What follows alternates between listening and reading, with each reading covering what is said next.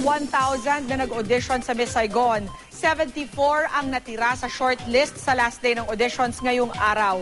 Ang mga kapuso nating sina Rachel Ann Go, Francesca Farr at Aisel Santos nakatanggap ng ikatlong callback. Makichika kay Kata Tibayan.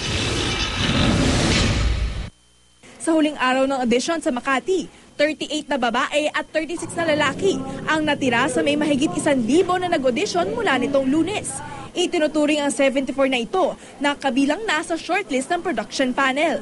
Sa dance audition kanina, bigay todo pa rin ang kapuso talents na sina Rachel Ann Go, Francesca Farr at Aisel Santos ng La Diva.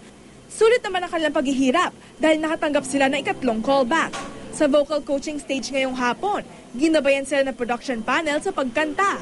Ang pinakanta kay Rachel, ang awiting I'd Give My Life For You na para sa papel ni Kim. Inasay naman kay Aisel ang kantang Movie in My Mind sa role ni Gigi.